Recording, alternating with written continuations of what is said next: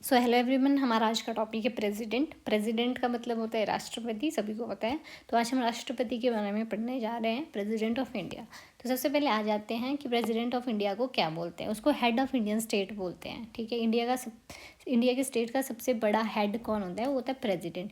First citizen of India बोलते हैं हम प्रेसिडेंट को। ये कॉन्स्टिट्यूशन में एग्जीक्यूटिव हेड होता है, मतलब काम करने वाला हेड होता है, जिसके नाम पे सारे काम होते हैं, वो हेड होता है। ठीक है, इलेक्शन ऑफ प्रेसिडेंट हमारे पास होता है, इनडायरेक्ट इलेक्शन होते हैं इनके। इनमें जो वोट देते हैं वो इलेक्टेड एमपी ऑफ लोकसभा और राज्यसभा और इलेक्टेड एमएलए, ये वोट देते हैं। नॉमिनेटेड एमपी एमएलए इसमें वोट नहीं देते। ठीक है, इनका जो इलेक्शन होता है वो proportional representation of single transferable vote system से होता है। ये क्या होता है लास्ट में हम डिस्कस करेंगे। पावर क्या है प्रेसिडेंट के पास? उसके पास ये पावर है कि वो prime minister, council of minister, governor, supreme court के जज, हाई कोर्ट के जज, इन सभी को वो अपॉइंट करता है। ठीक है, सारे के सारे एग्जीक्यूटिव एक्शन जो होते हैं वो प्रेसिडेंट के नाम पे ही लिए जाते हैं। ठीक है, अब हमारे पास आता है इंपॉर्टेंट फैक्ट। फर्स्ट प्रेसिडेंट हमारे पास डॉक्टर राजेंद्र प्रसाद थे और करंट प्रेसिडेंट जो है हमारे पास द्रौपदी मुर्मू हैं। ठीक है, अब नेक्स्ट हमारे पास इनका ऑफिस, मतलब कितने टाइम तक, ये एक बार इलेक्शन हो जाते हैं तो कितने टाइम तक ही हमारे पास प्रेसिडेंट रह सकते हैं? तो ये 5 साल तक प्रेसिडेंट रह सकते हैं और फिर से एलिजिबल होते हैं फिर से इलेक्शन लड़ने के लिए। ठीक है, अगर इन्होंने रिज़ाइन करना हो, मतलब अपनी पोस्ट को त्यागना हो, तो फिर ये किसके पास अपना रिज़ाइन लेटर देंगे? वाइस प्रेसिडेंट के पास। एक प्रेसिडेंट बनने के लिए हमारे को क्या क्या क्वालिफिकेशन चाहिए?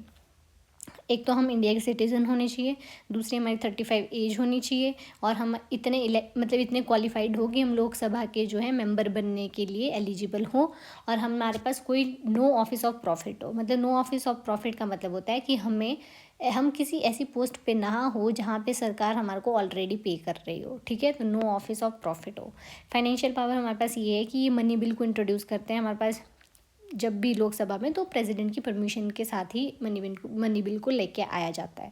फिर हमारे पास इसको बजट जो होता है, यूनियन बजट को, उसको ये पार्लियामेंट में लेके आते हैं, रिप्रेजेंट करते हैं। ठीक है, कंटिजेंसी फंड ऑफ इंडिया को भी कंट्रोल करते हैं।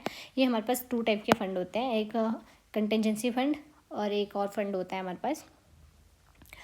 पास इमरजेंसी पावर भी होती है प्रेसिडेंट के पास। ये हमारे पास इमरजेंसी डिक्लेयर कर सकता है इंडिया में, अगर जब इनको लगता है कि कोई वॉर वाली कंडीशन है या फिर कुछ इंटरनल डिस्टर्बेंसेस चल रही हैं, तो उस टाइम पे ये इमरजेंसी डिक्लेयर कर सकते हैं। तो 3 टाइप की इमरजेंसी है जो ये डिक्लेयर कर सकते हैं: national emergency, state emergency, financial emergency. National emergency दी है हमारे पास इन आर्टिकल 352। ये किस केसेस में लग सकती है? अगर कोई वार है, एक्सटर्नल अग्रेशन है, या फिर आर्म्ड रिबेलियन हो रही है, उस केस में।